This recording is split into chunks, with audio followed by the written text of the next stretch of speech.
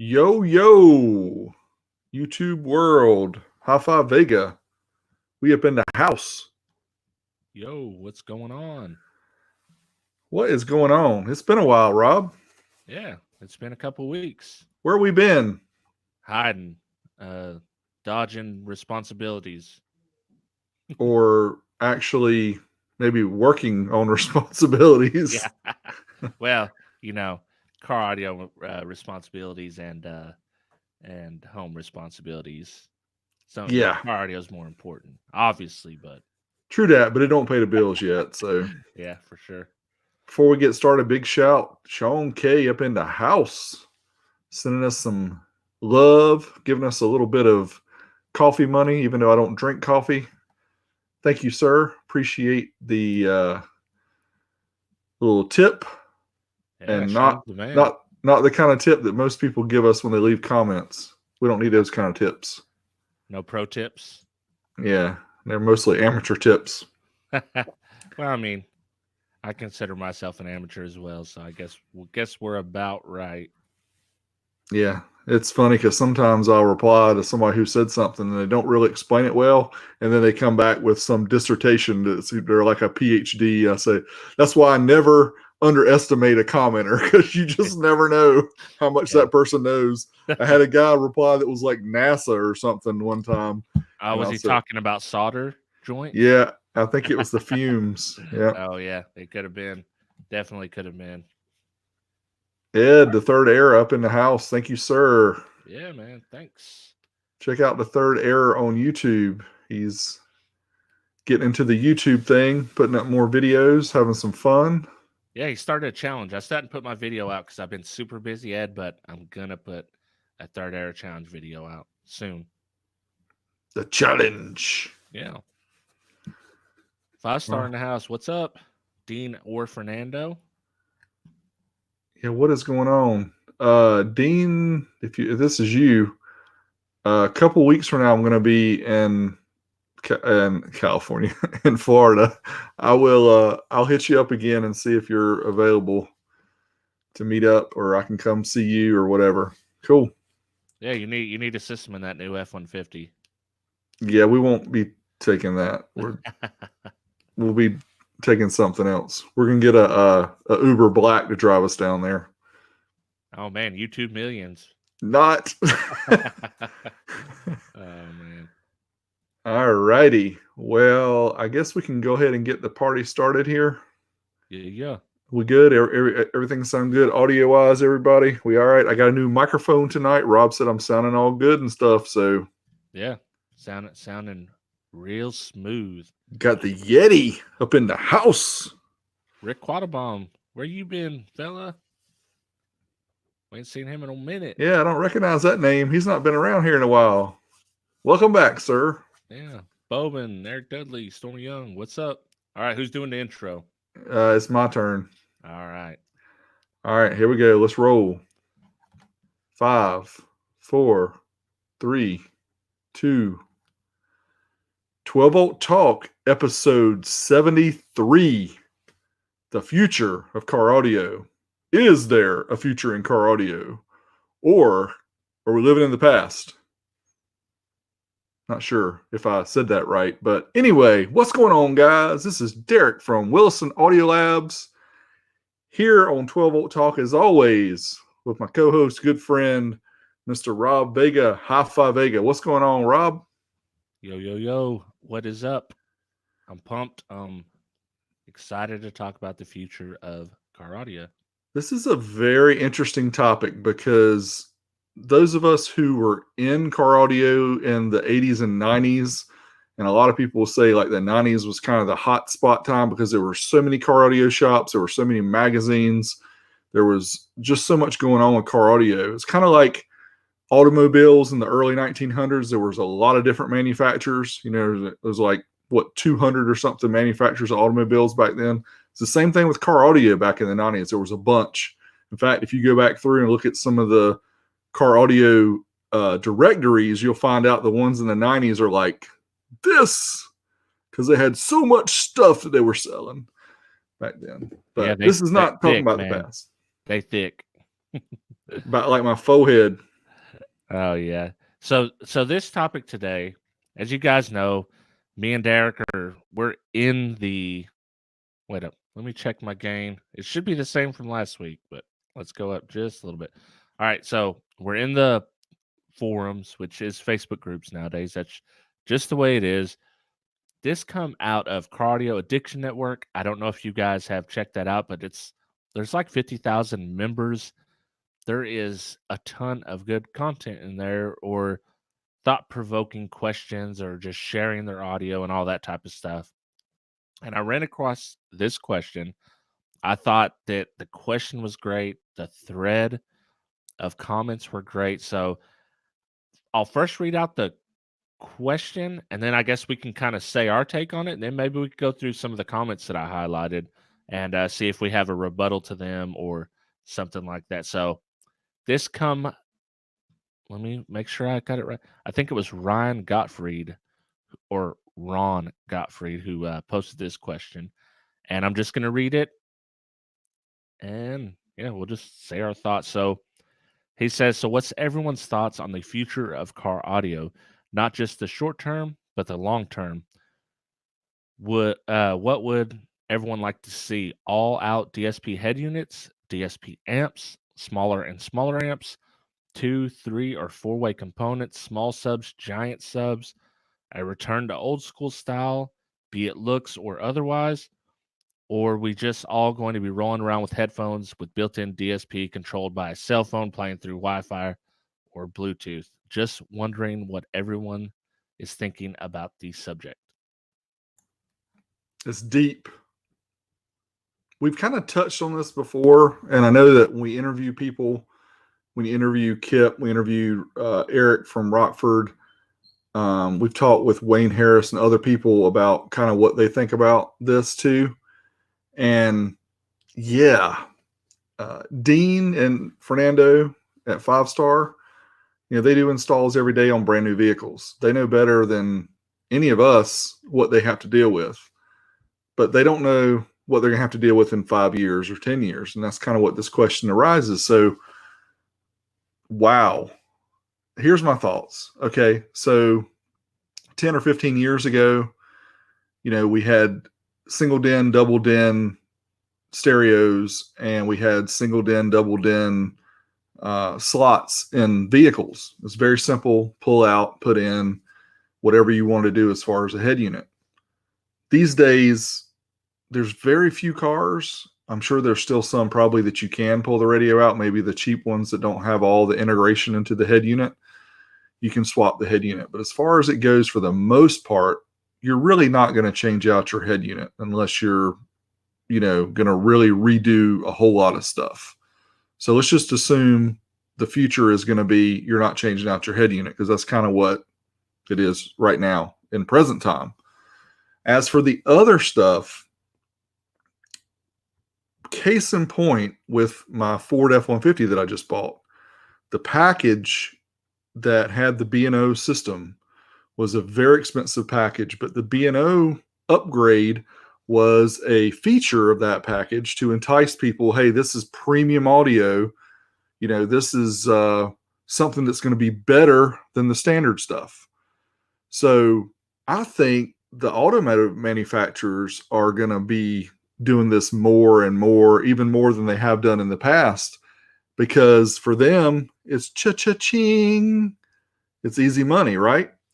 So aftermarket, it's already gotten pretty tight as far as the size of aftermarket. They've gotten kind of small.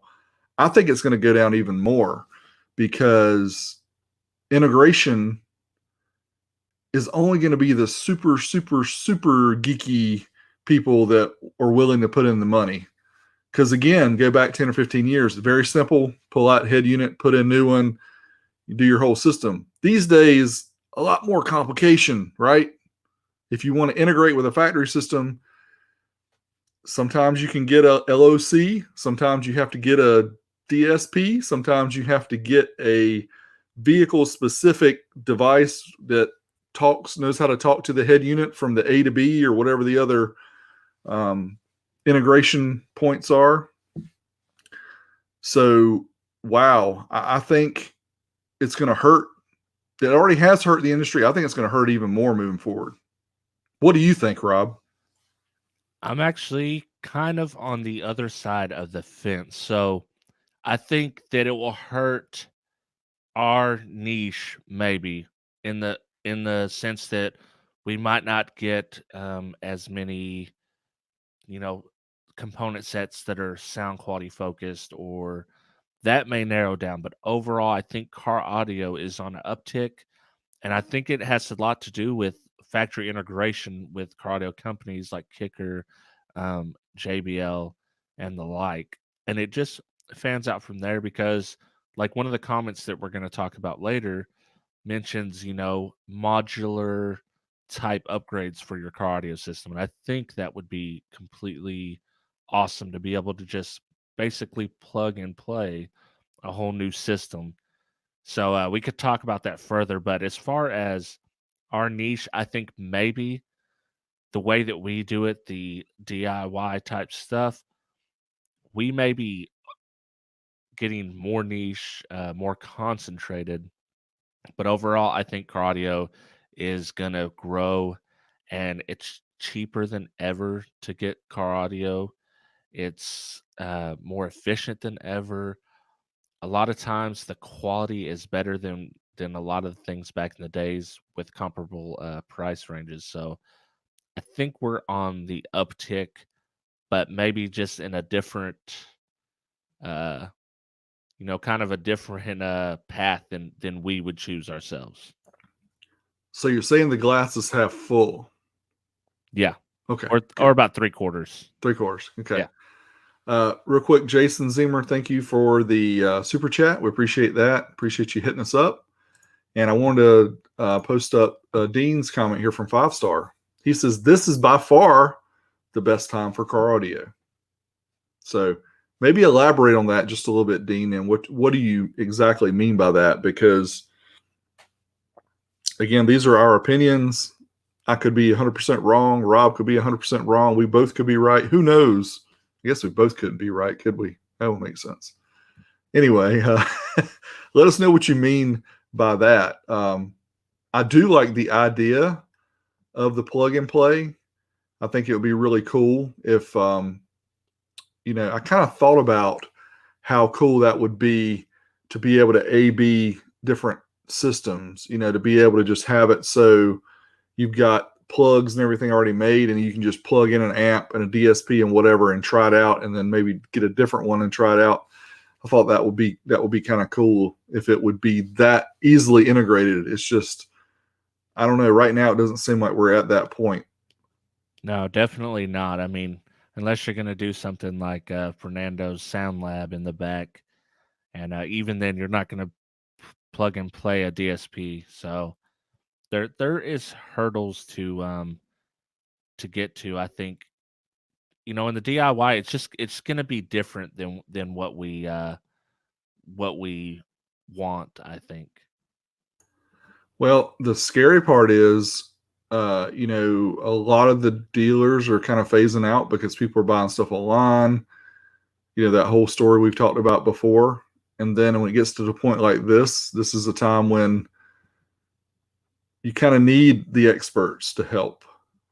A lot of the DIY stuff, of course, you can still do it. You can still take the time and effort to research and find out who has the correct adapter and which one works with your vehicle and things like that. But these guys that do it every day, they know. And if it's a brand new vehicle, then they test the things and find out what works. But I don't know. As far as future, the other thing we didn't really talk about with this particular post, but what about the advent of the electric vehicles? And we've had hybrids, and they're talking about more electrics, and GM getting into the trucks, and Ford getting into the electric trucks and all that kind of thing. And riding around with a big battery may not be such a bad thing, but what's going to charge it, right? You're going to drain your battery by cranking your system. I think that the electric craze or the oncoming electric cars is going to be a boon for audio, because people don't put lithium batteries in their car, unless they're crazy like us and our viewers and that kind of crowd. But the normal people will have access to a giant lithium battery, and yeah, it may cost them 10 or 12 miles of of distance to travel, but hey, what's that when you're pushing 1,000-watt sub and you got 400 watts on your mids and highs? A small price to pay, my friends.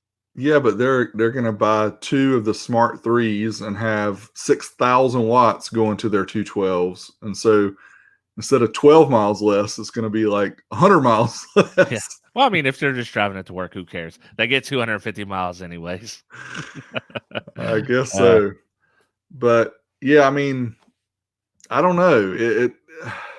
I guess if somebody asked us 15 or 20 years ago what the future is, I don't know that we would have known that, head units will be integrated with HVAC controls and pretty much the brain of your whole car was going to be in the head unit. I don't know that we would have known that back then. Bluetooth, I mean, things like that, which, what's the next thing? We got the aptX and stuff like that for better sound quality, but do people care enough to get better sound quality out of, they no, don't. I don't think they do either. Maybe a 0.5% care.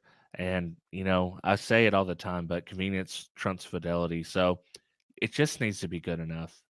If it's good enough, people won't mind, and the convenience will far outweigh the fidelity for the majority of people.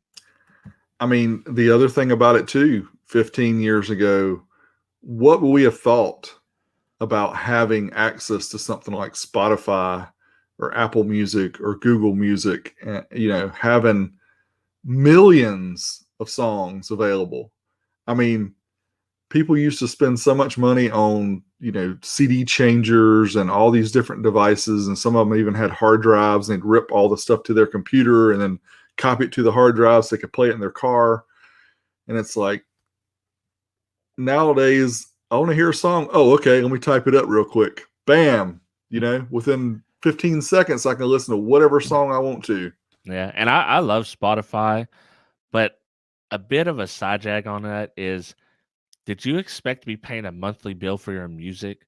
If you bought a CD or something, like they got him. They got him 100% on that, because now I can't live without it. I'm not going to go back to buying CDs, so I'm just going to be paying $15 for the family plan for the rest of my life, I suppose. But that's a total side jag. Though I want to mention the comment because it's from Louis Frias, who is always on the forums, on the Facebook groups, putting a lot of comments. But he made the comment of he thinks it would be maybe completely modular, uniform factory system, so that the aftermarket can make modular upgrades and a la carte or in stages, which would be very, very cool. Kind of like the way that you're talking about. Like maybe you got but here's the problem. I'm going to tell you the future I envisioned. I'm going to tell you the problem I think with it. So if you had a standard plug, never going to happen. But if you had a standard plug, Rockford Fosgate could make something. Teramps could make something. You could just swap them in and out. That's the dream future. You could plug your speakers in, take the panels out. You could plug your amp in, plug the DSP in. The reality probably would be Ford's going to have their plug. So now JL Audio has to have one for Ford, for Chevy, for Dodge, for Toyota. They're all going to be separate, and they're going to have a slight variation on every one of their products, and it's going to be like an iPod dock, from the 2000s, the mid 2000s, where you had the 30 pin, and guess what? They changed to the lightning connector. Now that thing's worthless. Yeah, but I want to go back again to my point about the auto manufacturers wanting to make more money. And I still think that just like Apple does, just like Sony used to do with all the proprietary stuff, I think the auto manufacturers don't want to make it easy for aftermarket companies to make easily upgraded systems. Like the modular thing, we can go all the way back to the late 80s where was it Canton that had these little modular amplifiers that you could fit on a board, and that was supposed to be the future. And oh, this is going to be what everybody's going to use because it's modular. Modular in vehicles is, yeah, it ain't going to happen. I wish it would. Dream. Don't get me wrong. I'm not saying that I don't wish it would. I'm just saying I know how, people like to make the cheese, and it doesn't benefit the auto manufacturers to make it easy for us to do aftermarket car audio. But it could, because it all just depends on how you spend your money. Any company that if you don't like what they're doing, you show them by spending your money. And if you spend your money on a platform that's open and free, say Kia's like, hey, we're open free, we're a budget brand, we're not a premium brand. You can modular plug and play anything you want. That's a selling point to people like us. So anything in this world, when it has to do with capitalism, you speak with your wallet. That's the only way you can speak. Scotty disagrees. He says don't buy Kia. Oh, yeah. Sorry. Scotty's got strong opinions. He does. And he's so, we could go down a rat hole that would take 20 minutes if we weren't careful. So I wish we could get Scotty on here. That would be freaking amazing. Yeah, it would be. It'd be pretty crazy. But yeah. So let's go back through though. I want to read one of the other responses because you just read one of them, and I want to read what Frank says because Frank kind of gives it maybe a little bit different spin than what we've said. Frank says he'd like to see more focus on quality installs and good sound quality versus his biggest amp and one-ohm welding wire mentality. And shopping local, there's been a lot of damage to the car audio industry in the last decade from shift to buying everything online. I've seen local shops shut down, and about half of the talented and professional installers take jobs in different industries as a result. I honestly feel like the technology is getting better, but the quality of systems design and trust in professionals is lacking. Can I tell you how many times a guy comes to my shop and bought all the wrong stuff that doesn't make sense and has no money left for the parts he actually needs? $100 amp, $300 alternators. I think people are approaching it completely wrong. The average listener should not feel like they need welding wire, extra batteries, and a huge aftermarket alternator just to enjoy good sound. I miss good sound the most. That was well stated. Yeah. What do you think about what he said? So, as far as the shops go, I think it's a bit of a misnomer to say that the internet killed car audio, because the internet it disrupted a lot of things. You can't be making wagon wheels, and then when the car comes out, you're mad about the car coming out. Like, hey, you got to innovate. And maybe you were in an area where you could serve a niche market at that time. But now that this market is, like in my market, has opened up to the world and they can get their stuff online, you might not be able to have a viable business there, but you got to innovate in anything you do. You cannot just stand stationary and hope to, have people up there, lobbying politicians to protect your business, because that's not a good business plan. It doesn't matter who you are. You got to innovate. I mean, it seems like 5-star is doing pretty good, if you ask me. So you got to innovate. You got to be ready to move forward and not be in the past. And as far as quality installs in the welding cable, I think maybe that just might be the trend of right now, because that's what it is. The main majority of people, they just want bass. And honestly, back in the day when I got a car, that's all I wanted. I didn't care about, I'm going to put these, I'm using factory speakers and I'm just throwing bass in there. But it opened up the world to sound, and I wanted a better sound. And now, I run a 6.5-inch driver subwoofer that I don't even use half the time. Yeah, I can't disagree with anything you just said, because I agree with it 100%. Same thing. I don't have any alternative comment to state with that. Yeah, but going back to your last point about, some people just want bass, you're right. And a big majority of the people who are on line who are on YouTube. It's the 14, 15, 16, 17, 18-year-old kids who just got their car, going to high school, want to impress their friends. They want bass. And when we were in high school, you had a 200 watt amp, you were king daddy. These days, 10K, baby. 10K. So they just have access to a lot cheaper products than we had. And I know it's this whole different market between SPL, SQ, install versus just throw it in the car and make it loud. Whatever. It's still car audio, even though it's two different spectrums of car audio. It's still car audio. So if car audio goes away, then both of those go away. And I don't know. Definitely, I've seen with the viewership on YouTube, I try to do the SQ related stuff and do the things that I think is really cool. I don't hardly get anybody to watch that stuff. You have to do the things, the big, the bad, the cheap and loud and all that type of stuff. That's what people want to see. That's where all the viewers are.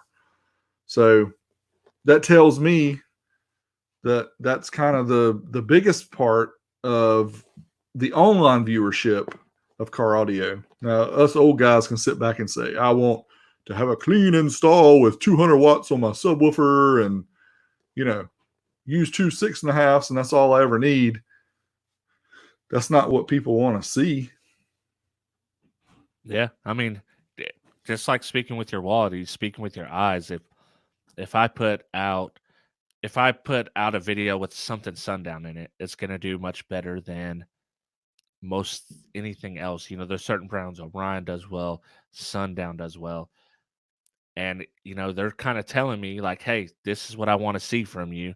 I don't want to see how to go through a kicker DSP amp. And when I do those type of videos, it's because it's something I want to do. And I know it's not going to get a lot of views, and I don't care because I do put out videos that I want to do just like you do. But then also there's always that incentive to make sure that I do something that people that are subscribed and viewing my videos want to see. So they're speaking with their eyes. It's double-edged, right? Because you want to grow, you want to build your community, you want to build your audience. And I've had a lot of people, get upset with me. Hey, you're not doing old school stuff anymore. Why aren't you doing this? Why don't you show PPI amp tests that you've tested 3 months ago? It takes me 10 to 12 hours to edit each video.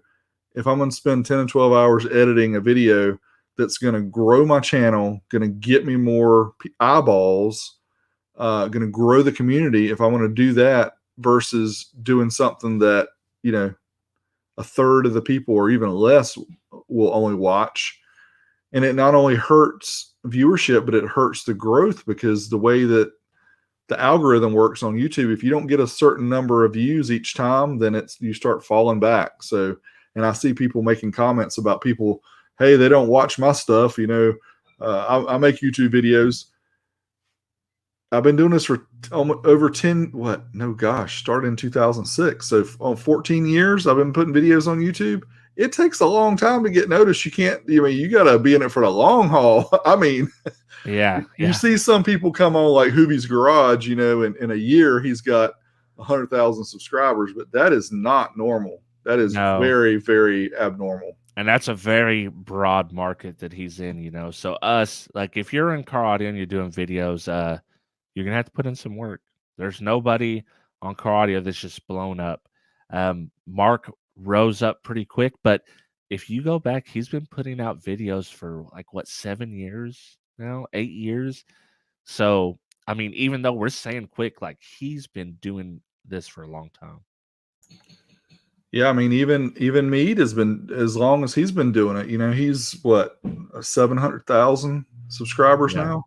Yep. And some of the other stuff I watch, I've seen people grow a whole lot faster and get to 1 million much quicker. So Jeff says the lack of personal interaction and shop service or support of the equipment sale because of internet sales is what hurt car audio. Yeah, I tend to agree because people got a little salty, and it's hard to blame them. If you've invested all your money in this business and you're losing it, because the internet, you're gonna be a little bit salty over it.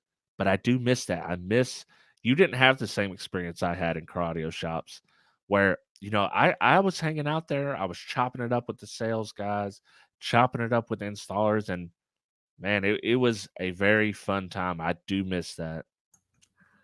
They didn't like me because I rarely bought stuff, but I was the kind of person, and I still am in a lot of ways. I research things to the nth degree before I buy stuff, unless it's something I'm testing for my I channel or whatever. Then I'll I just buy can it. verify that. I can Yeah, verify that for you, unless it's, you're just like, "Hey, I wanna blow this amp up on the dyno or see if it blows up or somebody wants to see it." yeah. Hey, So speak of the devil, if you say Mark's name 3 times, he pops up in the chat like Beetlejuice. who been rubbing the bottle or something? Yeah. Yeah, Oh, man. yeah. We're just talking about the growth, the YouTube growth. So let's go back a little bit to. I'll go back to one of the other ones. Since I read the last one, do you want to read one of the other comments that Yeah. somebody read? I'll go straight down the list. This is from, Matt Nestor. He said, aside from unicorns, it's dead. People like to claim they want quality and are hand built and not from China. Problem is, talk is cheap. Everyone wants China pricing on and hand built quality. It doesn't exist. So he's basically saying, like, Hoffman's Iron Law. There's 3 things, but you can only have 2 of them. So you choose. He's right. I mean, and I have to admit it, it's tough because we see this stuff. We see this Taramp Smart 3 that I just tested, 3,000 watt amp for $265. It's difficult to not be like drawn to something like that, right? I mean, the incredible value that something like that is versus a 5-channel Rockford Fosgate power amplifier that's small that costs $700 or 650, whatever it is. It's like, wow. I don't know. It's tough. Yeah, and it's here's what gets me, like, the Kicker KX 2400. RVH has got one, showing it off on his channel. We've seen it in person. Our buddy JDR got one, and I got to hear it. I mean, I'm absolutely drooling over that thing, but in my particular case, if I were to spend $1,000 on that amp, that cuts in that may be, 2 or 3 months worth of the budget that I'm gonna spend on car audio. So in my I have to weigh it out. I have to say, okay, I'm gonna get this because this will work for the channel and it'll also work for what I'm doing. So because I try to keep my audio money separate from the house funds. Yeah, I mean, you're comparing things based on price is difficult not to. And it's always this adage of, is it really worth the extra money to spend to get brand X versus brand Y? And I don't know. I don't, there's so few now that you can buy that you're going to know, hey, in 15, 20, 30 years, is it still going to be working? Yeah. I don't know. It's like, I want to think that, yes, if I spend more, I'm going to get a better product, but we don't have the data yet to prove it. Yeah, and I think maybe it seems like you're getting a better product. If you're not, you're at the very least getting a company you know is going to be around.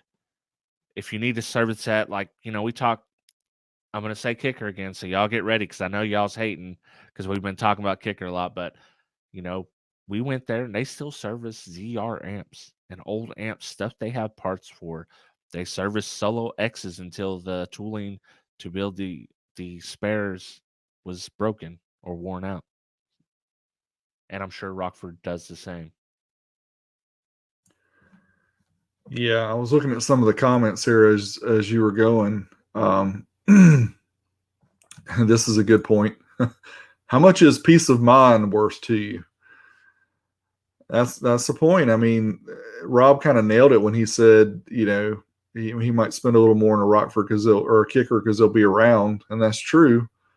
Buy brand X off of eBay that cost half as much, or a third as much, or a fourth as much. They may not be around in 2 years, but the problem is we're in such a throwaway society that, who cares? If they're not around, just buy the next whatever brand that's copied by everybody.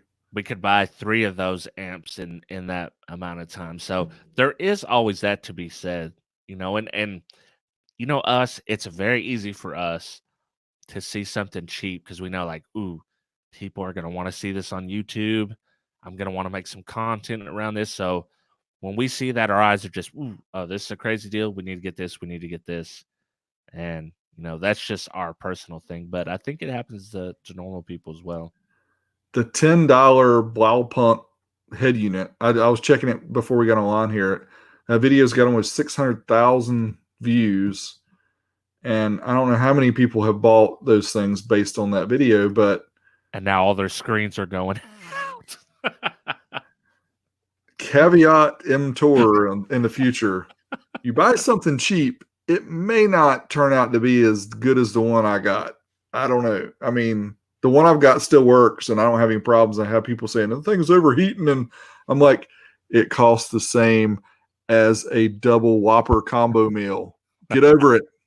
Yeah, mine still works too, but JDR's is messed up. Did you seen it when we went to the fall meet? Like, the screen was all messed up. Yeah, I've had people reply back that, but I've also had people reply back, I've been using it for 6 months in my little toolbox and it works perfect. So anyway, hey, it is what it is. It's super cheap. When it was $10, it's just hard to get away from it. Same thing with the $20 Blaupunk subs. I don't know. Those were a bargain, in my opinion. Like, seeing them, I didn't get to see them till we went up to for the spring meet, and I got to see the ones you had, and the build quality looked great. They seemed to perform, and they were taking a absolute beating in that Ranger. That HCCA 3,000 watt amp almost ended those subs. We were beating them to death. I mean, Sean was in there, was waiting for that dust cap. Oh, dude, you blew my ears out with that too. That 50-something hertz sweep. Oh my goodness. 140 something, 145 at 50 hertz is gnarly. Yeah, it was pretty funny. Well, the Ranger's gone. To those who don't know, it's gone. So I no longer have it. So that the Sequoia is going to have to be the demo vehicle moving forward. But all right, so I'm gonna look at the next comment. Get down the line here. Cody says, I'm gonna go against the grain and say the future of audio is bright. Prices are getting cheaper every day. AGMs are outdated, and the price of the lithium are coming down. You can run more power in less space at less of a cost. The industry has taken a turn to DIY, which may hurt audio businesses and installers. Competition is getting tough for anyone not doing 150 dB plus, which is easily achievable nowadays. Yeah, except neither one of us could get 150. What are we doing, man? I guess we're trying to use 6.5-inch subs, or like we're not trying hard enough. Yeah, but I'm gonna get there pretty soon. Even though I don't really care. It's just I don't even care about that. But because the vehicle that I'm going to put things in to do that is so old, it's going to literally fall apart if I'm not careful. So, yeah, I mean, back in the day, I was doing over 150 with a single 12, so I don't know what I'm doing. I lost my touch, man. Yeah, you change as you grow. You like things differently. We don't have to have that much bass these days, but some people out there do want to have that much. But as far as what he said about lithium, I know this is kind of sort of off topic, but not that much. But the Titan 8 by Excess Power, I know is drawing a buzz, and it has since CES, since they introduced it or announced it. And looks like Ed over at Sparked Innovations has already got those on pre-order, but he doesn't have a price. As I clicked on the link to go over there and see what the pre-order is, I think they're $580 for the small ones, the RS VS5. I think that's what the list or the selling price is 580, but I'm not sure yet because he doesn't have it listed. I might just send him a message and find out. But yeah, I can't wait to see what those things do, because if they match the height that they are promising, that's like game changer for car audio. Oh yeah, for sure, man. I mean, I'm super pumped about them. But you know how I am. I'm not an early adopter. I'm not going to pre-order these. So once everyone gets them and shows me what they do, I might buy a couple for the test bench. I think it'd be good for the test bench. I probably won't put one in my vehicle because I don't run that much power. But you know, for the test bench, definitely. Yeah, it'll be interesting to see. We'll have to definitely keep our eyes on that and see if I can get one in here to do some extensive testing on. I'm definitely excited about that. Let's go to what Joseph says. I'll let you read that one. All right. Joseph Metcalf, he says, the future is no more RCAs or remote turn on wires, all a standardized wireless type communication between radios and amps, just simple power and ground hookups, and of course, adapters, dongles for older radios to make them compatible and broadcast to the new era of wireless amps or receiver dongles for the old RCA style amps. And then he goes on to say, and the future of radios is all smart radios like these good Android head units, and but even better with another 10 to 15 years worth of future advancements and refinements done to them. The two I got to things, interrupt. yeah. He said, these good Android head units. Can somebody tell me what a good Android head unit is? Because I would say that maybe he's talking about a head unit that has like Android Play. okay, I'm gonna say maybe he didn't, maybe he did, but yeah, if he's talking about one that has the Android OS and that's how it works, I have not seen one yet that works worth a crap. And that's why a lot of people use iPads in their dash, because the iPad just works good. These Android based radios, of course, you can see them everything from, $55 for a 7-inch screen and, 17,000 features on eBay, to some that cost several $100s. But I think most of the ones that you see are just absolute garbage. And even, we talked about this before, but even the manufacturers like the Kenwoods, the Pioneers, the Alpines, their units are getting better, but they're still not as fluid as using like a cell phone or an iPad or something like that, and just how they operate. So I don't know if those are the future. I'll tell you this: Pioneer, Kenwood, Sony, who else? Eclipse, if they still make head units, Blawpunk, your software sucks. It has sucked since the 1980s, and it sucks today. They can't help it, man. Their budget is low. Your software sucks. Your user interface It's sucks. because they're coming out with $10 radios, man. Come on, they Yeah, make no profits. I guess so, man. But yeah, I mean, they can't compete with the Samsungs and the Apples that spend all these millions and millions of dollars in their user interfaces, and the hardware and the processors and everything that's involved to make it as good as it is. That's why the phones are $1,000, because they are pretty much laptop computers in your pocket, and they can't do that for a head unit because nobody would buy it. Yeah, yeah, that's for sure. But somehow, small app makers seem to make a fluid user interface. So I'm just saying, y'all need to step your game up. Hire somebody that can do it. Well, Rob, they tried.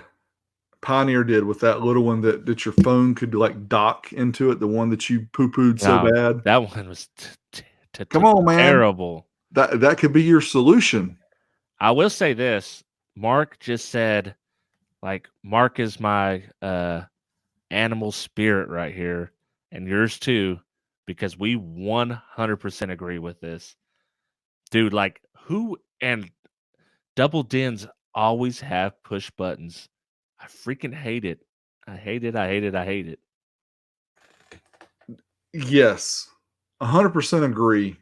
I despise any kind of head unit that does not have a knob for volume. When I'm turning something up or turning it down, I want to turn a rotary knob. I do not want to. It's like doing your phone. It's like taking your phone and trying to hurry up. Do you remember when those first got big in the 90s? It drove me insane because even Alpine was one of the last ones that held out. Pioneer did it first because it was clean. Sony did it way back then, but Alpine still had that. It was a small knob, but it still had one. Then Alpine started doing push buttons. I'm like, man, I didn't buy a head unit for like 5 years with all that crap. I was like, give me my volume knob back. I'm still running a PRS 80, and it's from what? When did that come out? Like 2008 or some crap? 2006, I think. Oh, it's been out for a long time. Almost as old as a W7. Yeah. I think if you go look at the firmware for the PRS 80, it's like 2007 is the latest firmware or something. Yeah. But yeah, we know there's some that still have the volume, but hey, the Ford does. Yeah, so it's got a big old fat volume. It's like you got to take 2 hands to turn that mode. Now, where you mess up is when you try to be like Dodge and make your transmission a turn knob. Don't do that. Don't do that. People be trying to turn on their radio and they be switching gears and stuff. 100%. That's a bad look. So I don't, just going back to his comment real quick, Joe's comment about wireless communication between the different components. We've seen people do Bluetooth amps. In fact, I've got that Sony 6 channel that I've been sitting on for I don't know how many months, since last summer or something, that I've just haven't done the video yet. My apologies. This is a great amp, by the way, the GS6 DSP. Get one if you can, because it's a cool amp. Excuse me. But anyway, it's got Bluetooth built in, so you can go straight, like, for an example, hot rod. You have a hot rod, you want to put a sound system in it, but you don't want to put a head unit. You don't want to, cut a hole out in your dash, whatever. Get you a little cell phone holder, not like the Pioneer one that Rob hates, but you can get one that mounts to the window. Have your cell phone in there, connect that joker up to the Sony GS6 DSP, and bam, that's your head unit. Now, the one drawback is you would have to put an LOC, or no, I don't even know how you do that because it's Bluetooth into the amp. Well, I guess you could have a gain control or something, or an audio control. You just have to use the volume on your phone. Well, that's what I'm saying. So you don't have your volume that we all want. So scratch that idea. That's horrible. We don't want to do that. We want to have a volume knob. But you could do it. I'm just saying it's capable. You're capable of running an amplifier from your cell phone without having any kind of head unit with amps like that. And we've seen Rockville, and I hate to say Pile, but some of those other brands, when you look on eBay and Amazon, you'll see it says it has Bluetooth built in, and you can connect, straight to it and use it as a Bluetooth device. Yeah, and that's how you can tell the cheap companies are a bit like the porn industry. Whatever they adopt will filter up. So if they chose VHS, then hey, Betamax, you're out. Okay, Rob. You weren't expecting that. I'm telling the truth. That is a urban legend that's how that happened. But it's funny to hear it all the time because it got so urban legend. It's almost like the Orion HCCA 2100 is a 2,000 watt amplifier if you give it enough juice. No, it's 1,600 watts. Because remember, it's like 200, 400, 800. No, it does 20K if you give it enough juice. If you got the electrical, it'll do it. I'll tell you what, this is a side jag. I know we don't got a bunch of time for side jags, but I say a lot of stuff on 12V Talk, and when the show's over, completely forget about it. Someone will mention it later on down the road, and I was like, I didn't say that. I'm like, yes, you said on episode. Oh, well, maybe I did. I just don't know. Altered ego. Yeah. I just be saying stuff, guys. What happens when I'm talking about? Yep. When you get on here, you just lose your mind. Yeah. Oh yeah, Jay-Z up in the house with a couple bucks. We're almost at 3,000 subscribers, and we're gonna get to some more discussions about 12-volt talk. Can't even talk 12-volt talk. At the end of this, and talk about some of the things that we've done and some of the modifications we've done and some of the benefits we've seen. But let's do a little bit more here discussion about the future of car audio, and I'm going to read. Let's see. Well, you already read that one, I think. So I'll do the one from William. He says he'd like to see more people realize that it's all fun and like-minded hobbyists and stop hating just because they use different brands. Look at a build for the quality of the install and effort it took, not the cost of it and the brand and where it's made, like car audio was in the 90s when I was in high school. Everyone just wanted to talk with each other about, talk to another audio enthusiast, not just nitpick them for anything they can. Short answer is I like to see more love for the fellow hobbyists and less hate for stupid reasons. Yeah, man. I wanted to end on this because I know we both feel strongly about this. Like, hey, whether you're if you're an SPL guy, I love you. If you're an SQ guy, I love you. If you just want to beat the block down in your old beater, I love you just the same. We're all in this hobby together. Hey, let's all be on a team. Let's just be team car audio. What do you think? TCA. Yeah. Yeah, I mean, yeah. I've even thought about, just for fun, do a Boss build, do a Rockville build, Yeah. do whatever, just to show people, hey, you can actually do this, and it's okay. And it's not as good as some of the other stuff, but remember this scale we always talk about, let's see, I can get my hand on the screen here.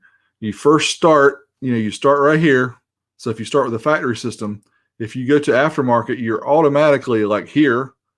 And then from here is much smaller steps going up for your upgrades, right? You can immediately jump up halfway and get a much better quality just by adding some simple things. But then getting up here to this level, just the unobtainium, and everybody has their idea of what is up here. But that's the thing. It's like you don't have to spend a ton of money to make big differences. And I think a lot of people do put down people because they use whatever brand, Boss, Rockville, Pile, whatever. But hey, if that's all the money they've got and they want an aftermarket system, yeah, maybe they just like this stuff. I'll tell you what, you don't have to justify your own purchase. You don't have to justify it to anybody. So if you're heavily invested in Sundown, that's awesome. That doesn't mean you hate the Rockville guy because he loves Rockville. I mean, you don't have to love the brands. I mean, I've done a whole video on this on the 12 days of streaming. Fanboyism can become a problem because you're justifying your purchase and it can lock you in. That's a lot different than being kind of loyal to a brand. Fanboyism is not only where you're just loyal to the brand, but you attack somebody else that doesn't like the brand for whatever reason. But it's not just audio. You should see the comments about the Ford truck. Why did you buy a Ford? You should have bought a Chevy. You should have bought a Dodge. You should have bought a Toyota. You should have bought a blah, blah, blah. Everybody has always got an opinion. Some people have bad experiences with whatever brand. I had an uncle that bought a Toyota Camry. He had the worst experience. It ended up being a lemon. He had to take it back and get this. This is something I didn't believe until it was explained to me. But he got a Ford Taurus and drove that Taurus for 10 years and didn't have any problems with it. I'm like, this dude has got some weird going on, because it's Scotty usually said you're lying. Exactly opposite. Yeah, Scotty wouldn't have believed that one for sure. But I mean, you got to go by the numbers. I know usually you get better quality with your Toyotas and your Hondas and stuff. But in that case, it wasn't that way.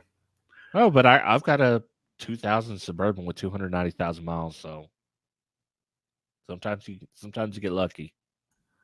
Yeah, I mean, my little pickup, my Ford Ranger was a 96. It had 180,000. It actually had kind of low miles being 96, but I just drove the thing like once every couple of weeks. Never had any problems with it. I just changed the battery and changed the brakes, changed the oil. It just worked. So Yeah. everybody's got bad experiences occasionally. Everybody has this preconceived notions. It used to be whoever was driving what car in NASCAR was the brand I had to buy, right? Bill Elliott drove, I'm going to get it wrong. Did he drive a Chevy? I don't remember. I don't know. Dale Earnhardt definitely drove a Chevy. I knew that. What's his name? Jeff Gordon drove a Chevy. But people would choose the vehicle and the brand of vehicle they want to be with because of what race car driver used that brand. So this is not just an audio thing. This is an automotive thing. This goes to clothes. It happens across all the different industries. Cell phones, we get it all the time. Why use an Apple phone, not an Android? You know? Well, plus we give that out to people too as a joke. You know, we're joking, but you know, when people joke, there's always a little bit of truth to it. Yeah. It's not a good idea, by the way, to put up a video about a guy that sells car audio stuff on YouTube because it doesn't do very well, despite what he said it would do. Oh, videos with my name tend to do extremely well. It's I like that voice. Not this one, sir. Let me go get my Grey Poupon. Oh, Lord. But yeah, we're not going to do that again. Sorry, loyal subscribers. Did not mean to throw that one out there. And it was really just for fun, partially. Yeah. And it was also to kind of get our thoughts about, you know, what is the benefit of having some of these online guys that do the sales, you know? Mm-hmm. What are they offering? And I don't know if anybody here, I'm sure some of the guys in the chat, because they're loyal followers of 12 Volt Talk and Everyday Audios, but T-Fade had the best statement last week, which is so true. Why do these people come on and say, yeah, boy, I got my product in from XYZ. It got delivered today. I just bought it. He's like, what's supposed to happen? Are you not going to get it? You know, it's like, when do you order stuff from Amazon and be like, yeah, boy, Amazon delivered my product today. They're on target. I mean, I want people to be like that. Like, yes, HifiVega just put a video out just for me. See? What's up, man? We got to grab that enthusiasm, but it's like people get crazy about getting stuff that they actually bought. Yeah. You know, the most shocking thing you said there is you said Everyday Audios and T-Fade. Is he still on that show? Occasionally. I had to throw a little shade because I've been seeing a lot of our boy, but T-Fade's been missing in action here and there. It's probably because he starts with that silver cup a little bit too soon. Yeah, maybe. Yeah. It's a little too hard. Leaves it on skip 01 to do the dirt, do the hard work. That is true. So as we're getting to the end of the segment here on the podcast, if you're here on YouTube and you're watching us live, leave us a comment below, or if you're watching us after the fact, doesn't have to be right now, leave us a comment below about what you think about the future. I want to hear what everybody has to say. I know a lot of people here have already kind of given their ideas, but let us know kind of what you think, because we want to, you know, we're none of us are Nostradamus. We don't know, but it's kind of good just for the discussion part of it. Yeah. And the finishing statement I would just like to say is enjoy your hobby the way you want to enjoy it, and help people enjoy their hobbies the way they want to enjoy it. That's good. I mean, I agree 100%. That's where we're at. Yeah. So cool. We've reached the end of our hour. Those who are here on youtube.com/12vtalk or watching us on Facebook, make sure you stick around because we are going to hang out a little bit after we end the audio version of the podcast. if you're listening to us or watching us here and haven't subscribed to our podcast, make sure you do that. You can get it on, I believe it's called Google Podcasts now. It's not Google Play. I might have said Google Play before, but it's definitely Apple Podcasts, Spotify, and there's catchers you can get that can find it as well, because we post an RSS feed over on SoundCloud, and SoundCloud kind of distributes it to all the places, or they pull it in. So you can listen to the audio version there. You can obviously check the YouTube version here at youtube.com/12etalk. And we'll talk about in the coming weeks some of the changes that we've made on the audio portion here. But for now, we're going to talk about with our people who were in the chat room for tonight. So thanks as always for checking us out. And we will be back soon to talk more about 12 volt. That's what we are, 12 volt talk. Yeah. So till then, peace out, peeps. Where he? All right, so cool. The guys in the chat room. So what do you guys think about the short clips we've been showing on 12 volt talk? And I've stolen a few to use on my channel. I think we should have been doing this a long time ago. Yeah, and we've talked about it a long time ago, but here's the thing with me and Derek. Sometimes we talk about a lot of things that doesn't happen for a long time, like this very podcast. That's true. Yeah, I mean, I think as with everything else, you're asking a lot to have somebody invest an hour of their time to watching two guys talk about whatever. In this case, car audio. But when we pull out those little bits and pieces that really are the meaty parts, yeah, I think it's really cool. And I think they've done great. So I was going to, I had a screenshot. I don't think I've got it on the computer, unfortunately, and Rob, I think I forgot to send it to you, but yeah, I must have done it on my other computer. When you log on to YouTube and you go into your Creator Studio, on the very first page, it talks about like your channel growth, how many subscribers you've gotten, how much view time, what your revenue is, stuff like that. Well, the last 28 days, our stuff has gone up like 500-600%. And I attribute it a lot to putting out these clips, because I think people just want to see, the short little bits and pieces and the meaty stuff, and not have to, dive through or listen through or scrub through an hour and 20-minute podcast. Yep. And Mark says here, he scrolled up too fast. Where am I at? Okay. He prefers the totally new content. He likes the short clips. But the thing is, those short clips aren't coming in place of any content. They're all extra. We're dropping them we're already doing every other week. So we're dropping them on Sundays, and then the Wednesdays we're not going live. And if we get enough clips, maybe we'll drop one on Friday sometime too. Yeah, we have so much because, this is episode 73. We've probably interviewed at least 20 people, maybe 25. The ones like EXO, Eric Russell, Wayne Harris. Gosh, we got so much good content from that one. And the one, of course, from Kit, where we already pulled out some of the stuff about the, Y-square subwoofers and things like that. It's a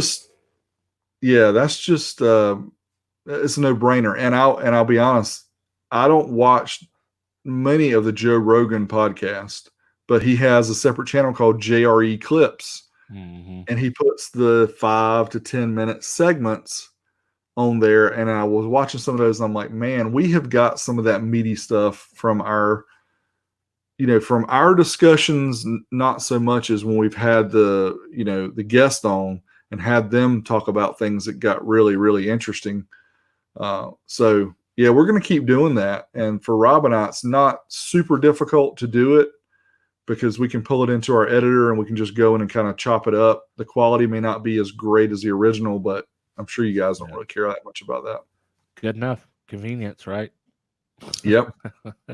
and I we got a lot of good stuff. I'm the same way with the Joe Rogan. He's a very good interviewer, but I don't have 3 or 4 hours to listen to the whole thing. I just want Yeah, the meat. Give me the that's meat. right. There's good meat. And yes, Mazda 2284, you were one. You were in the list, and we've definitely got some clips from your. Sure, Yeah. absolutely, Jason. We're open to suggestions for clips. If you guys have any, I know some of the podcasts I've gone through and made the timestamps, but it's definitely not that many of them. I think the Wayne Harris one I did, but I don't remember Yeah. for sure. We need to take the timestamps live since we have a little ticker that we can look at and we can just kind of jot them down like we do the names. And Dean, that Dean, is when do so you have time? Do you have time to do these clips? well. I mean, here's the thing. Yeah. Yes, well, that's true. When do you have the time? Because Dean puts out so much content, but again, I think probably some of the real meaty stuff might be lost because it's just so much that people can't. I don't know. It's tough because I don't know, with him it might work, but well, I guess they do those interviews on Mondays usually I'll too. tell you Pull those the out. the stuff that I would love to see clipped out from Dean's channel is when they're doing an install video, he drops so many knowledge bombs in there, like small things like this is how you do this, this is how you do those. Those things clipped out, I think would be amazing. Yeah, I know what you mean. Those definitely. I don't say they get lost, but they. If you're not, if you're And not people aren't ready they're for it. looking for them because they're Mhm. seeing, just a installer installer diaries or whatever the video may be at the time. Yeah. Yeah, well, they're doing great. Their channel is well over 100,000 now. They're growing pretty good, and I know that Quality Mobile Videos the same way because we all three were kind of right around the same point. I I just hit a lucky spurt where I got that massive audio subwoofer, and that kind of catapulted me. But it's a lot of growth going on out there, and those of you who are still working hard to get somewhere, just remember, keep at it, you'll get there. Yeah, for sure. I mean, that's what, you shouldn't be mad if you see someone doing very well. If you see someone doing very well on YouTube doing car audio, that means there's more opportunity for you. There's more people watching. That means they're blowing up stuff. Oh, you know what? We didn't read super chats. You did mention them during the thing. We just didn't do the list at the end.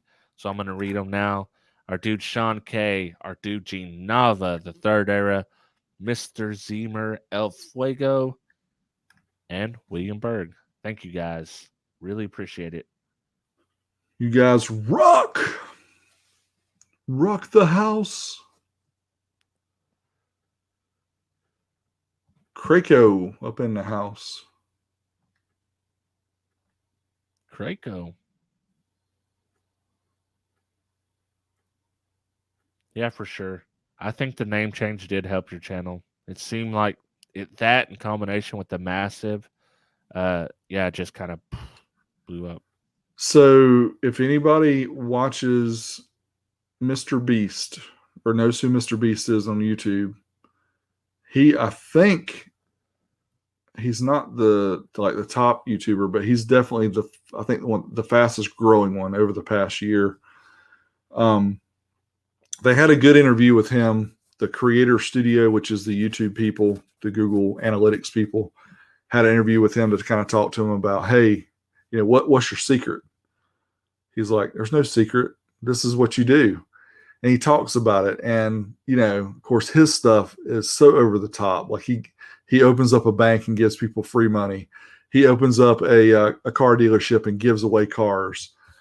He does things because he's got to that level where he's got sponsors paying and stuff where he can actually give away that much.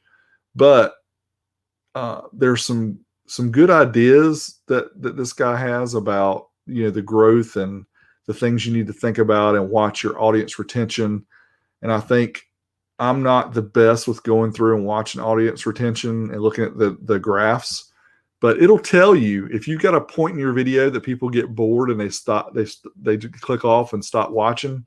It'll show you that in the graph because they know how long people are watching, they know how many people are watching, they know all this stuff. So you can watch and see when people drop off. You're like, well, hey, I must have done something where people didn't enjoy the video. Thank you, Justin. Appreciate that. Justin Thompson, appreciate that. They've got it narrowed down to words, specific words that people say that drop off. And if we were doing this full time, we could dive into analytics and see exactly what because people don't tell you what they want. They show you what they want. Well, there was another video where a guy talked about how Mr. Beast got to be where he is. And they talk about the different components that he uses in a video. You know, he uses the curiosity factor. You know, it's like I opened a free bank, you know, something like that, and people are gonna see that and like, what's a free bank? You know, you're curious about it. Well, then you click on it, and then he what do they call it? The hook. As soon as the video starts, he tells you this is what I'm going to do for the video. And I know Mark is great with that. Video Creators is another channel that actually offers some training and stuff. And I know Mark has done it, and it's helped his channel, Car Audio Fabrication. He grew tremendously fast, and he followed a lot of the suggestions that they recommended. And that's one of the things. It's like the hook. You got to tell people what you're going to do, and then you have to engage your audience and all the other things that we kind of think about. But you know, Rob and I talk about this all the time. It's like we do videos not as a full-time gig. We do videos, we want to have fun, right? That's the purpose of us putting out videos, is to be informational, because we both do informational type videos, and we want to have fun. When you start getting real deep into the weeds of, oh, I've got to do A, B, C, D, E, all the way down the list, it's more like a job than it is a hobby. Yeah. Yeah, and that's the killer for me. I mean, I'm still to the point where I just do the videos I want to do, because there may be a point where that flips for me, but I haven't got to that point now. So every video you see is basically a video I wanted to do or a video I had enough time to do.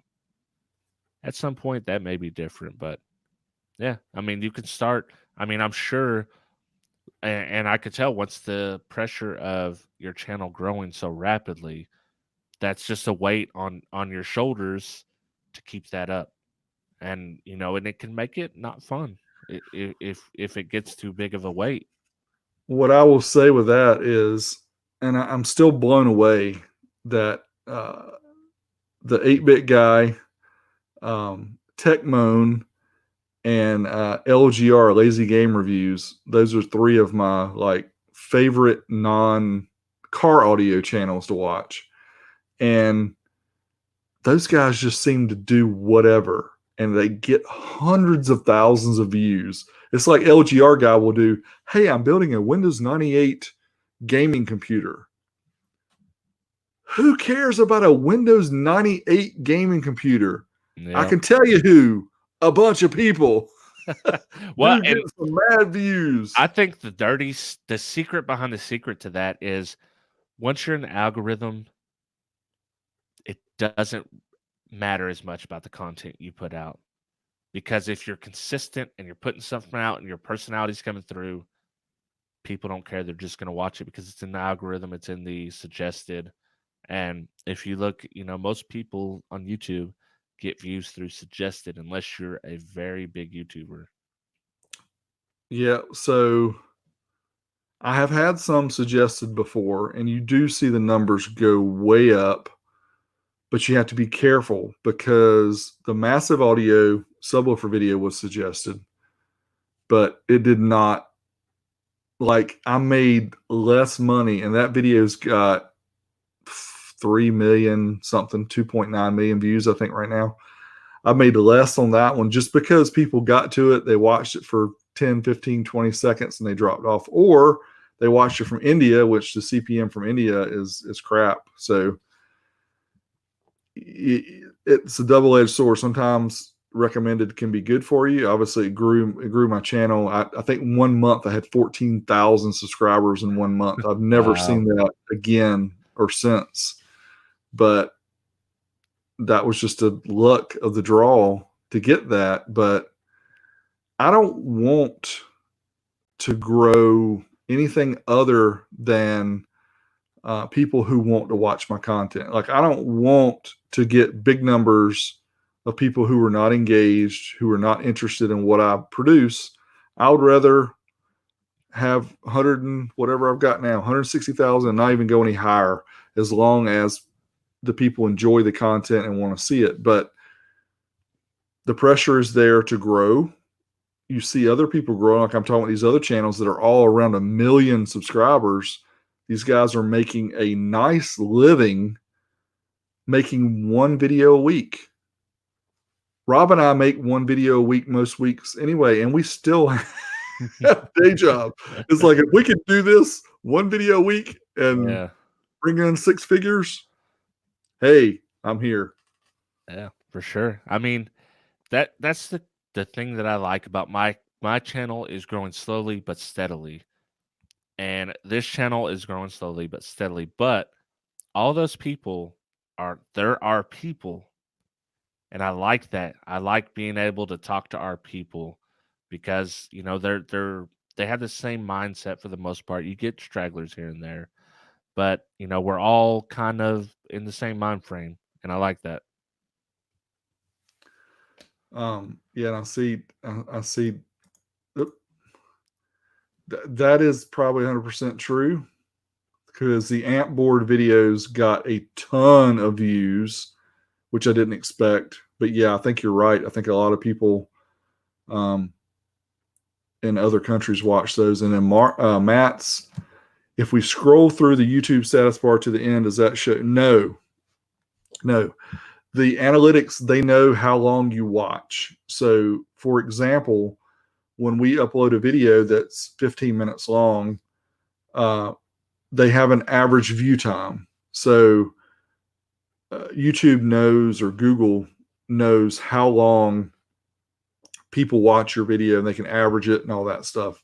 So if you scroll through, that doesn't account for you watching the whole video. Now, if you watch it on like 2x speed, then that probably does account for watch time, because there is a way, if you guys don't know, there's shortcuts on your keyboard that you can do to speed up when you're watching a video.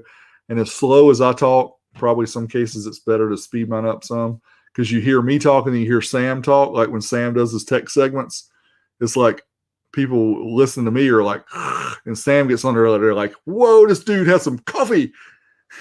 I'm digging though, Sam, like the contrast of him having very in-depth knowledge of the amplifier and how it works, you having the big D personality, the testing, all the big D stuff, but you just get, like, if you want to watch the video longer, you can check out the Sam stuff.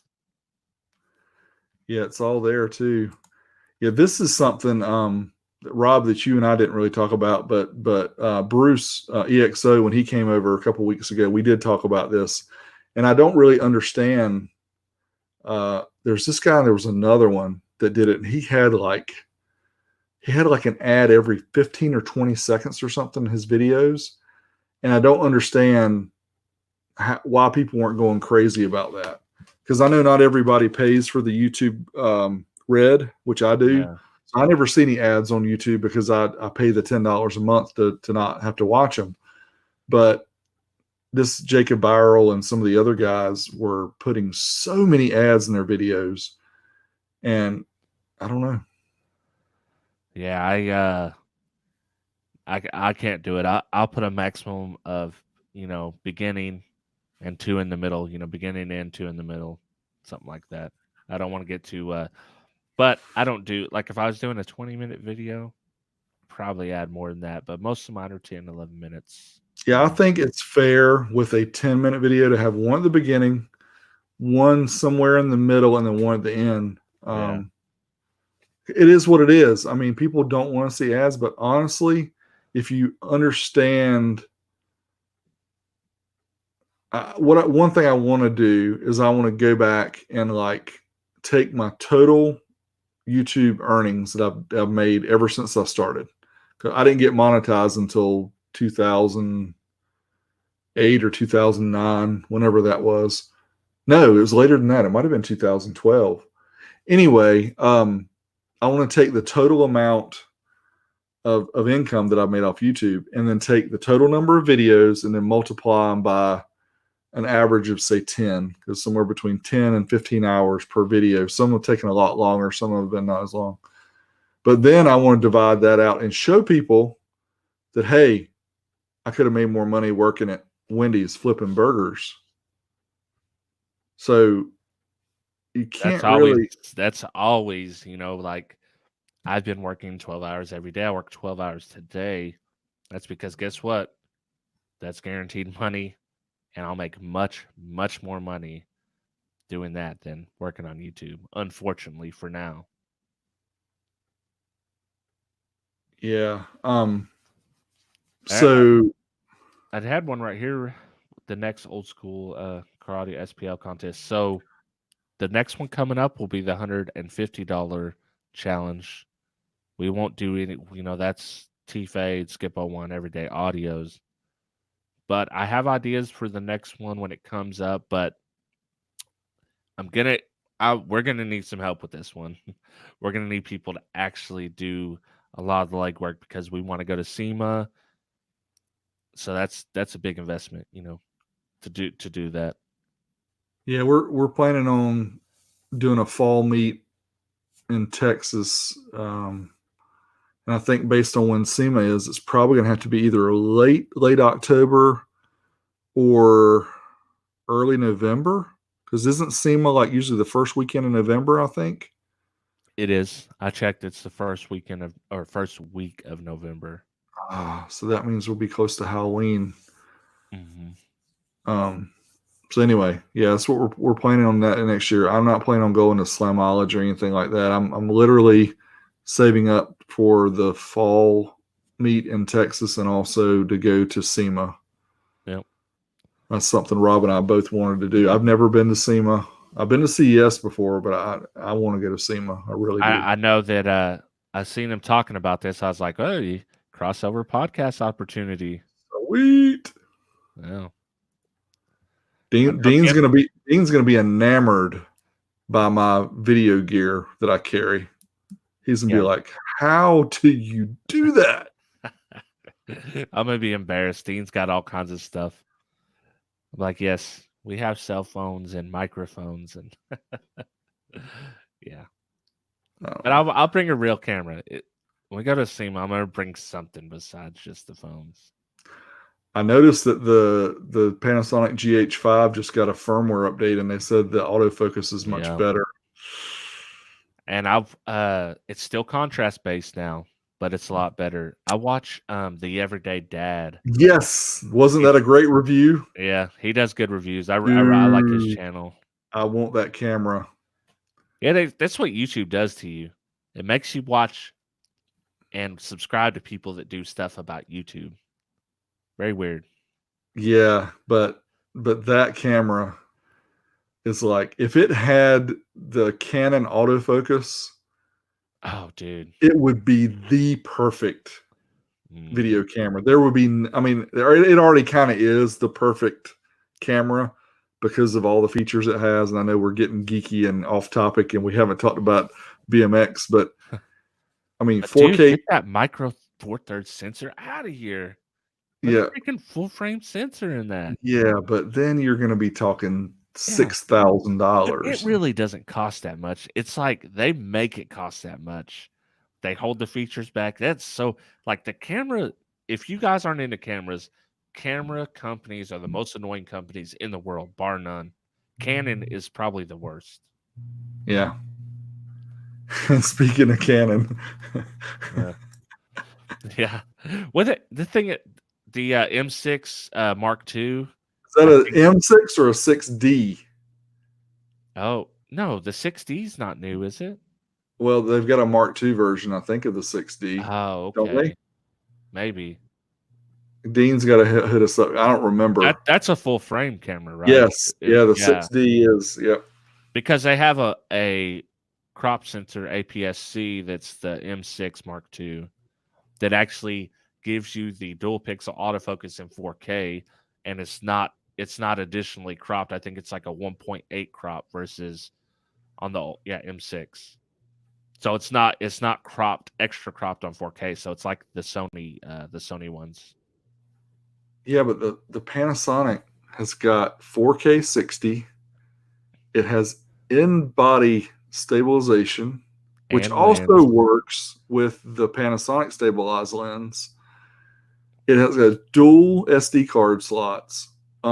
Microphone and headphone. Yes, microphone and headphone. But just those first couple features, yeah, nobody else under $6,000 does 4K 60. No. This phone does 4K 60. And it does it better than a lot of regular Micro Four Thirds cameras. It is crazy that a cell phone is, I mean, anyway. I was shooting with the G7 for my channel for a while, and like, uh-oh. Did you trip over a cord, Rob? You're breaking up. There you go. You're back. Nobody. Oh, the Brazilian. We didn't even say anything. We just talked about Canon. So maybe it's the Canonites. Oh, maybe. You might want to drop and come back. I'm definitely out of sync. All right, let me drop. Yeah. Big dummy, full screen, up in the house. Yeah, we're it's funny that we're talking about videos 4K 60 on a tripod. Yeah, I mean, it's probably overkill, but I do 4K 60. I edit all my stuff in 4K 60. If you don't, let me add Rob back. There we go. Are you back, Rob? Your screen is black. Somebody has taken your internet and not given it back.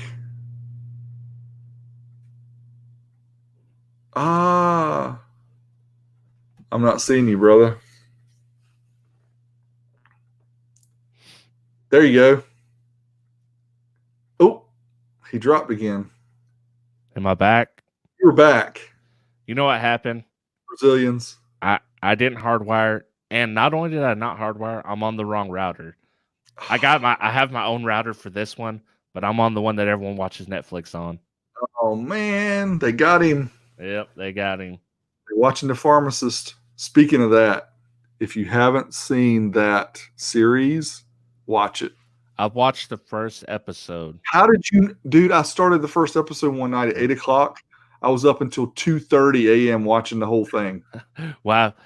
I'll tell you, it's because I work 12 hours a day. Okay. Well, and I watch 1 hour and I'm like, I'm out, man. We've been watching The Circle on Netflix, so it's yeah. Yeah. Dean, I mean, he says the equipment helps. I agree. But I'll also say that, of course, we're not beauty queens like iJustine, but iJustine got her first 1 million viewers using her MacBook with a webcam. But, I mean, she's, I'm not that pretty. We'll just put it that way. If I was, I'd have a lot more subscribers, I'm sure. Yeah. But I'm always more worried about the audio in my videos than the video itself. Well, I've told the story before, but when I started using, I think it was the iPhone 10 a few years ago when I had it. When I first started using that, I got more comments about how good the video quality looked than ever before. I mean, I was like, really? They're like, oh, the video looks so good, so crispy, so clear. I'm like, so why am I going to use a camcorder or SLR or any of that stuff and just... Yeah. Especially for video guys. I mean, no one's cropping in 300% on our video. Right. So, I mean, I'm showing the dyno screen for a lot of my videos and doing product shots. And, with the with the stabilization built in, they can do pretty free flowing. Oh, but did you see in the GH5, Rob, how you can actually do the pan? Yes, I was gonna say that. That's dope, man. To have it in there. Dude, I mean, you'd have to use like some kind of camera dolly to get that, that shot like that that. blew my mind. I did not know that camera did that. I was literally, after I watched that guy's video, I was almost You clicking. they're coming out with the GH6 this year, supposedly. I'm That's the sure they rumor. are, because the GH5 is like almost 3 years old. Yeah. I mean, he reviewed the GH4 again this year, and let me tell you, man, that camera is still very nice. I mean, I choose that over the G7 any day. I think the GH4 is only like what 600 was 700 697 I think is what it sells for. And I think you can actually get it for like $600 now. Yeah, I think you can. Yeah, that's definitely a good deal. But those who don't know, I use the Panasonic G7 as my main camera for this, and I've got a 20 millimeter f1.7 lens on it, and that's why the background is blurry, because I'm in focus and that's not. Now, if you want to see the back go in focus, I could change it. I went the opposite on mine. Instead of the I'm out of focus. The bokeh effect, I wanted to go with the wide angle, show more of the room, so I get the 90-degree. And if I use the camera, the only way to achieve that would be a full frame camera, because if I use a crop sensor, even if I use a 16 millimeter lens, it's still going to be the picture is going to be much smaller. Yep. Oh, and I gotta find that date for the spring meet. I gotta talk with significant other and make sure we got that ironed out. Yeah. Sometime in May. And I don't know if we have to push it back to June. Hopefully not, but yeah, lots of things going on, May. Got a daughter graduating. You got a dance competition, don't you? Yeah, we got all different kind of things going on in May. So that's usually when we do it, is May, but we will see.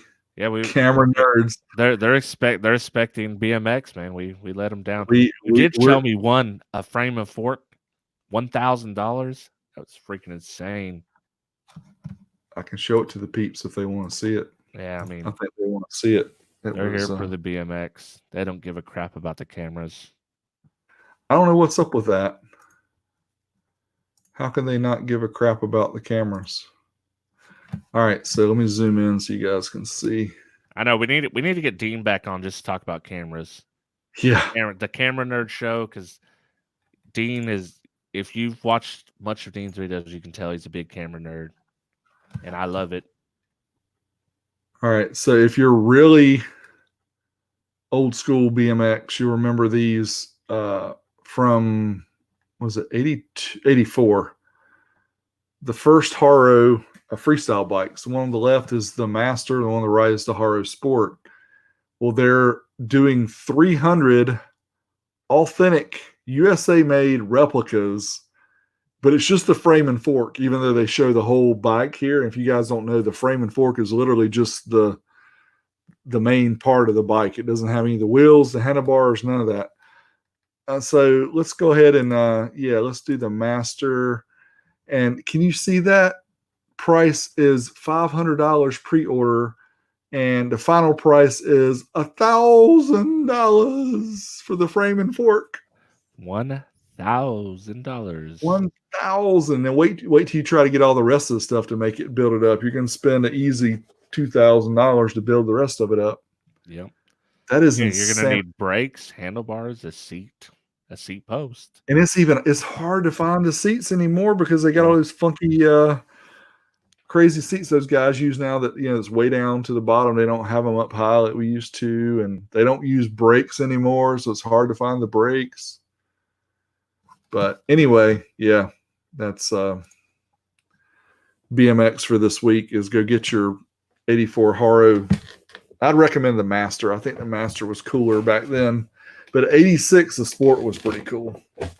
Yeah. 86 is when they had the blue. Was it the blue one that my buddy had, or was it the green? He had blue, and he had the green wheels. The camera budget. Derek's always got a little camera budget, no matter what BMX he buys. This is true. Yeah. Well, we have to expense some things during the year, so Uncle Sam doesn't take away all our earnings that we get off of YouTube. Yeah. The GH5 is going to be mine. I feel it. See, I make so little off YouTube. Uncle Sam's like, "Oh, you do something else?" He just laughs at me. Yeah. Well, it's let's see here. Yeah, Harvester does do some cool old school builds and stuff for bikes. You need a BMX side channel. I do. It's really hard enough do. to get videos out on the main channel, so I know. We always talk about that. I need to Yeah. do this. I need to do that. It's like, but I don't have time to do what I do now. So how am I gonna have time to do that? But Dean, how do you do it? Yeah, Dean just doesn't sleep. He does 2 channels as well. Yeah. So, and his one channel is like 5 channels worth of content alone. Yeah, the amount of content that's put out is mind-boggling. We're so fortunate these days to have this hyper-focused content that, I remember when cable first got Tech TV years ago, back in the 90s, and I thought that was the coolest thing. I'm like, finally, I can have something on cable that is technology-based that I really enjoy.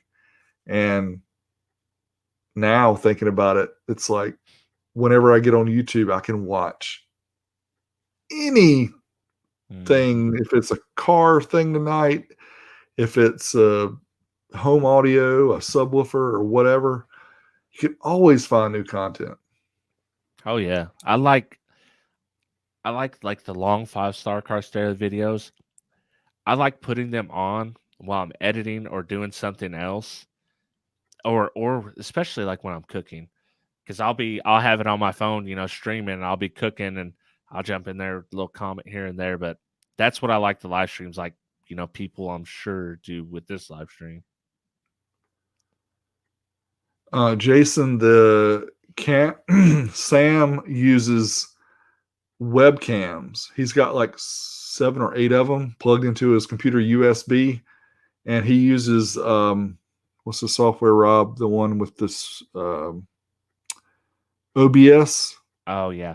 Yeah. He uses OBS, and he brings all of them in as separate sources, and he can switch between them. And he's got his own little switching studio going on there. But webcam technology has been the same. The C920 has been the best webcam for how long?